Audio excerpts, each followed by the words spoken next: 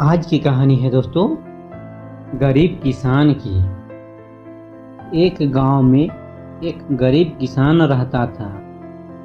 वहां पर 2-3 साल से बारिश नहीं हुई थी, जिस वजह से वहां की सारी जमीन सूखी हो चुकी थी।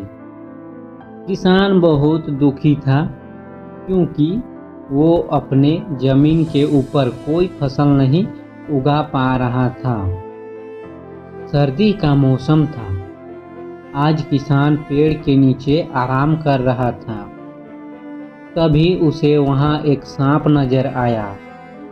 वह सांप अपना फन फैलाए हुए बैठा हुआ था। किसान के मन में एक बात आई। ये सांप काफी सालों से यहाँ रहता है। इसे भी इसका अकाल के समय में मेरी तरह खाना ढूंढने में परेशानी होगी। फिर गरीब इंसान ने मन ही मन यह तय किया कि वो हर रोज सांप को एक कटोरी दूध पिलाएगा। अगले दिन किसान एक कटोरी में दूध ले आया और सांप के बिल के पास रख कर कहने लगा, हे नागराज, आपको मेरा प्रणाम। मैंने कभी ध्यान नहीं दिया कि आप भी यही रहते हो। सूखे की वजह से मैं तो परेशान हूँ और मुझे लगता है कि यह आपको भी परेशानी हो रही होगी। इसीलिए अब मैं रोज आपको एक कटोरी दूध पिलाकर जाऊंगा। ये बोलकर किसान ने कटोरी वहीं छोड़ दी और वहां से चला गया। अगले दिन सुबह जब वो कटोरी लेने वापस आया तो उसने देखा कि कटोरी में कुछ चमक रहा है। किसान ने कटोरी को उठाकर देखा तो उसके अंदर एक सोने का सिक्का था। फिर किसान हर रोज सांप को एक कटोरी दूध पिलाता और अगले दिन सुबह हर रोज उसे एक सोने का सिक्का मिलता। एक दिन किसान को किसी काम से शहर जाना था और उसने अपने बेटे को ये जिम्मेदारी सौंपी। उसने अपने बेटे को कहा, बेटा ध्यान से एक कटोरी दूध सांप के बिल के पास रख देना। किसान के बेटे ने अपने पिता के कहे अनुसार एक कटोरी दूध सांप के बिल के पास रख दी। अगली सुबह उसे भी सोने का सिक्का मिला। उसके बेटे ने सोचा कि यह सांप तो बड़ा कंजूस है, जरूर उसके पास बहुत सारे सोने के सिक्के होंगे, लेकिन यह तो हर रोज बस एक ही सिक्का देता है। अगर मैं इसे मार दूं तो मैं इसके सारे सोने के सिक्के ले सकता हूं। अगली शाम जब लड़का दूध देने के लिए गया तो उसने सांप को देखते ही उस पर छड़ी से वार किया, मगर सांप भी सतर्क था। उसे छड़ी तो लगी पर उसने किसान के बेटे को ही ढस लिया।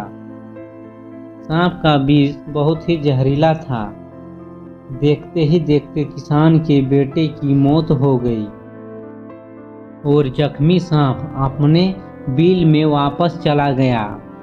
जब किसान वापस लौट कर आया तो उसे अपने बेटे की मृत्यु के बारे में पता चला। साथ ही वह बहुत दुखी और क्रोधित होकर सांप के बिल के पास उसे मारने पहुंचा। तभी उसने सांप को देखा कि सांप को भी काफी चोट आई है। उसे देखते ही वह समझ गया कि उसके बेटे ने सांप पर हमला किया होगा।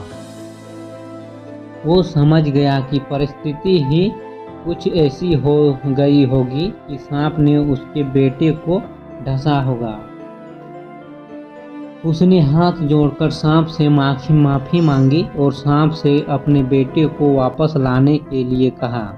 थोड़ी देर बाद सांप अपने बिल में जाकर बाहर आया और उसने किसान को एक जड़ी बूटी दी। गरीब किसान जड़ी बूटी लेकर अपने मरे हुए बेटे के पास गया। उसने उसके नाक के पास वो जड़ी बूटी रख दी। थोड़ी देर बाद उसका बेटा खांसता हुआ उठ खड़ा हुआ। जिंदा होने के बाद किसान के बेटे को उसकी गलती का एहसास हुआ। वो अपने पिता के साथ सांप के बिल के पास गया और उससे हाथ जोड़कर माफ़ी मांगी और बोला, हे नागराज, मुझे क्षमा कर दीजिए। अब मैं किसी भी पशु पंछी या जानवर पर हमला नहीं करूँगा। मुझे क्षमा दान दे। सांप ने भी खुश होकर अपना सिर हिलाया और वापस अपने बिल में चला गया। तो इस कहानी से हमें सीख मिलती है दोस्तों, पहली ये कि लालच करना बुरी बात है और दूसरी सीख यह है कि निर्दोष जीवों को पे हमला नहीं करना चाहिए। हमें उन्हें बिल्कुल भी परेशानी नहीं करना चाहिए।